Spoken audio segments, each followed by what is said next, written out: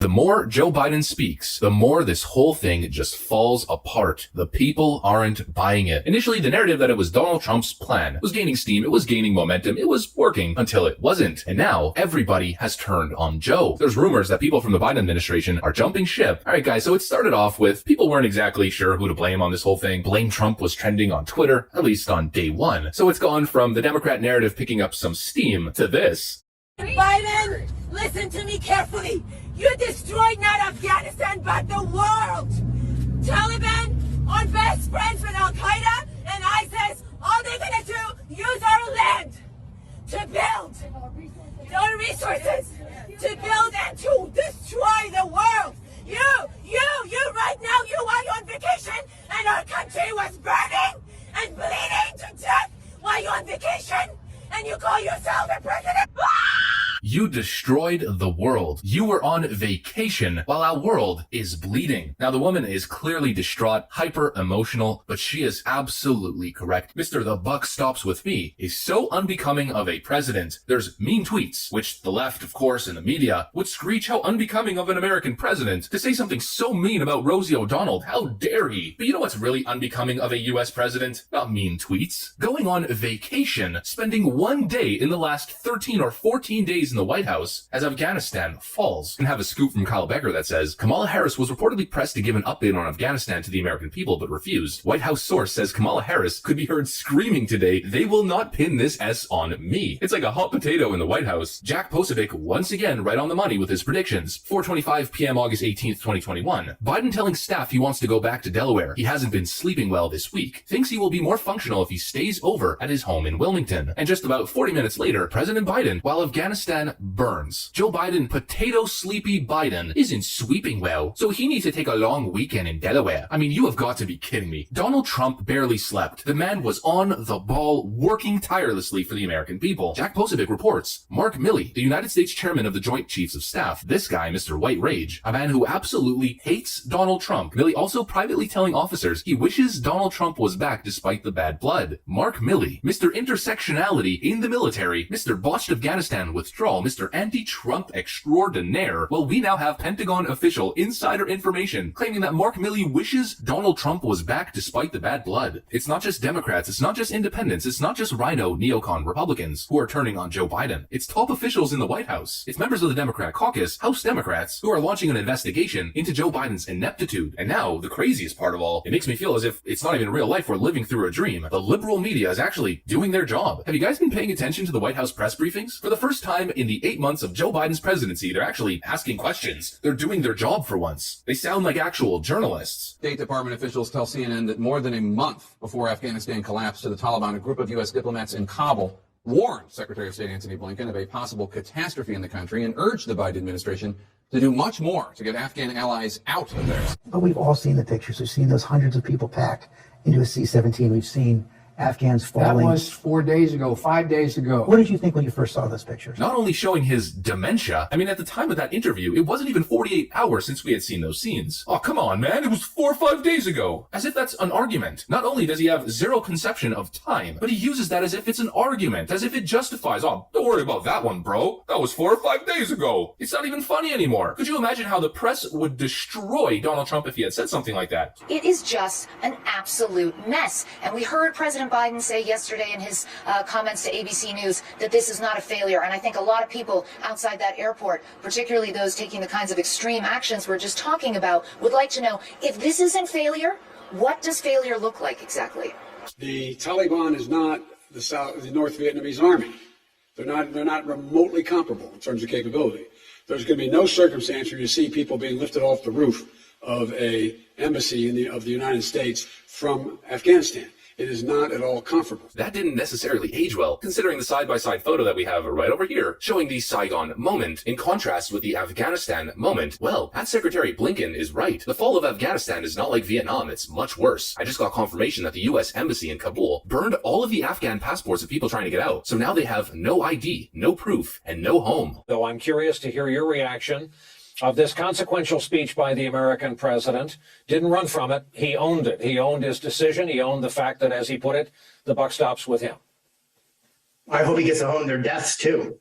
I don't know. I feel like I watched a different speech than the rest of you guys. I was appalled. There was such a profound, bold-faced lie in that speech. The idea that we planned for every contingency. I have been personally trying to tell this administration since it took office. I've been trying to tell our government for years that this was coming.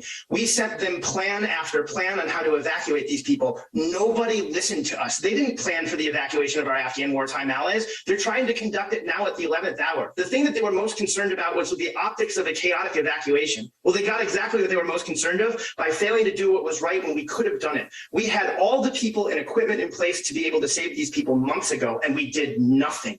I'm appalled that he thinks we only need to take 2,000 people. There's 86,000 people who are currently left behind in Afghanistan alone. We've identified all of them for the government. I have no idea why he claims that people don't want to leave Afghanistan. I have a list of 14,000 names right now of people who want to get out of Afghanistan. Pentagon spokesman admits there's no plan to help Americans trapped in Afghanistan get to the airport. I don't have an answer to that question, Pentagon, when asked if the U.S. plans to keep weapons out of the Taliban's hand. There was no plan, and that's why we're seeing videos now of Taliban troops taking joyrides in American helicopters with American gear over Iraq, Afghanistan. Facebook is proactively removing Taliban content. Other social media platforms respond to Taliban regime. So you mean to tell me that the Taliban and other active terrorist organizations across the globe are second to be banned and reprimanded by social media companies after Donald Trump and other right-wing pundits, left-wing activists just stabbed someone in California, ended the lives of police officers during the riots, took the life of a Trump supporter just walking down the street in Portland. A couple hundred Trump supporters walked around the Capitol, and their public enemy number one, essentially the Taliban, worse than 9/11. Lefties stab, attack, firebomb, and try to destroy anything in their path, and are viewed as peaceful protesters. Michael Moore says, "They're Taliban, our Taliban. Everybody's got a Taliban. They're at their best when they confiscate the halls of power," showing a picture of a couple silly kids walking through the Capitol and a picture of legitimate terrorists wielding weapons. Joy Reid retweets claim that Republicans are more aligned with the Taliban than Democrats. The more they create these ridiculous comparisons and push the envelope, the more they lose trust, faith, and support from the American populace who are just not buying it. CNN reporter in Kabul, they're just chanting death to America, but they seem friendly at the same time. They're just chanting death to America, but they seem friendly at the same time. It's utterly bizarre.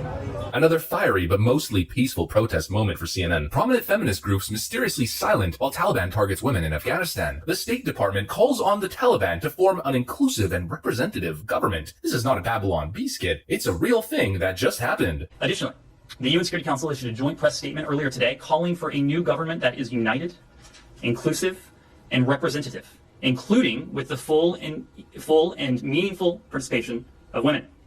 The Council spoke with one voice to underscore that Afghanistan must abide by its international obligations, including to international humanitarian law, and ensure the safety and security of all Afghans and international citizens. I have never seen anything this incompetent in my entire life. Our people accept, our women are Muslims, they accept Islamic rules. If they continue to live according to Sharia, we will be happy, they will be happy. Sharia law for women. You will stay inside your homes at all time. It is not proper for women to wander aimlessly about the streets. If you go outside, you must be accompanied by a maram, a male relative. If you are caught alone on the streets, you will be beaten and sent home. You will not under any circumstance show your face. You will cover with a burqa when outside. If you do not, you will be severely beaten. Cosmetics are forbidden. Jewelry is forbidden. You will not wear charming clothes. You will not speak unless spoken to. You will not make eye contact with men. You will not laugh in public. If you do, you will be beaten. You will not paint your nails. If you do, you will lose a finger. Girls are forbidden from attending school. All schools for girls will be closed immediately. Women are forbidden from working. If you are found guilty of adultery, you will be stoned to death. Listen well, obey. Allahu Akbar. National Security Advisor Jake Sullivan stands by the decision to leave behind U.S. military equipment in botched withdrawal. Billions of dollars of military equipment just handed over to the Taliban, and the current Biden administration stands by that decision. Why give the Taliban access to state-of-the-art equipment that they can either use to bolster their own defenses or sell off to other countries? This is, I think, a very good example of the difficult choices a president faces and a Secretary of Defense and a Secretary of State and a National Security Advisor face in the context of the end of a 20-year war.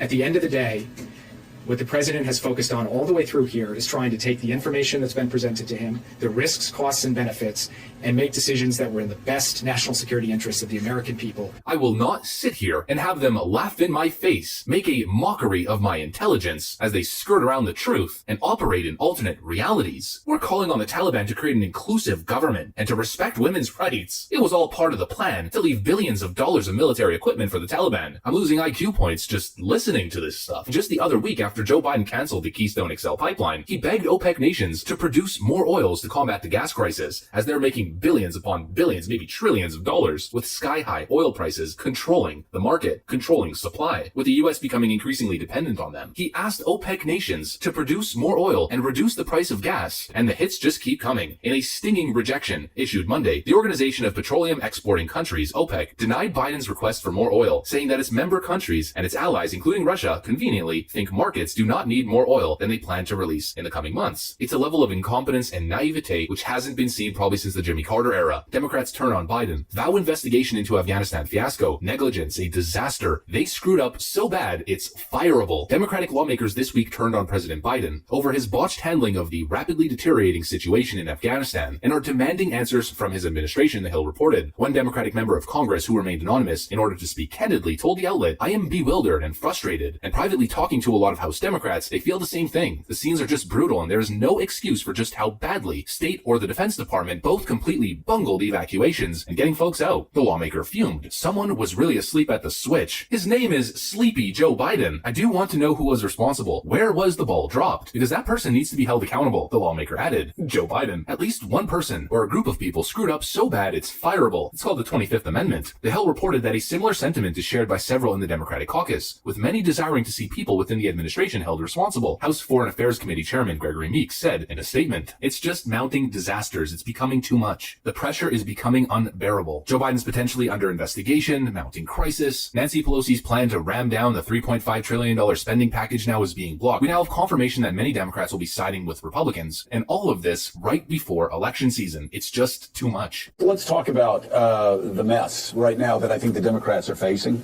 and it's so early. We have a year and a half until the election, but if Democrats want to know what they're going to be facing, let's talk about it right now, because if I were a Republican running, I would say Democrats can't protect us across the world, Democrats can't protect our street, and Democrats can't protect us at the border. We don't talk about it enough, there is a massive border crisis on the southern border right now. And if Democrats don't want to talk about it, that's fine. It will find them over the next 16 months politically. And then there's this chaos in Afghanistan. And we've talked about crime, which, of course, I had people telling me for a year, oh, it's just an exaggeration, law and order, racist, bigoted, whatever. Eric Adams runs on protecting streets and police reform. He wins the Bronx, he wins Queens, he wins, Staten Island, and he wins Brooklyn. He wins everything except for the sort of wealthier parts of Manhattan. And Democrats have to understand this is coming, and I don't know where mission control is on the Democratic side, but somebody, Donnie, needs to get that, and they need to start responding. John Durham is getting ready to present his evidence to the grand jury. This has been happening for about 2 years now. This is about the Russian probe. Well, we found out that it was entirely made up. That's what the conclusion was by Mueller. So now he's doing an investigation, Durham is, on how did this ever happen with all of our intelligence agencies having this kind of a failure, and was it legal to go after Trump? And including all the methods they used to go after Trump. Durham's been working on this, okay? And there's a lot of evidence that workings that are going on, that he's been working hard on this, and that people are being subpoenaed, okay? And they're being interviewed. We have statements from them that they were being interviewed. And they haven't been interviewed for 8 hours or for 12 hours. Some of them have been interviewed, it says, for over 34 hours. That means they have a deep, extensive amount of information and evidence to go through. This could be a huge blowout investigation, and it's going to go public probably in the next couple of months. Far lefty Twitter bozos are seething with rage as the Democrat Senate has officially, unanimously, 100% of the vote rejected Black Lives Matter and far left Democrat ideas. The entire United States Senate, including all of your favorite Democrats, just said F you to the Black Lives Matter movement. In a 99-0 vote, the entire Senate voted to penalize and revoke funding from any city that supports defunding the police. Do you know how insanely rare it is for the United States Senate to agree to anything with a unanimous 99-0 vote? The Senate has been voting on amendments for the $3.5 trillion spending package, and unanimously, each and every single Senate Democrat voted to defund cities and city councils who vote to defund their police departments. This absolute clown show is on them. There's absolutely no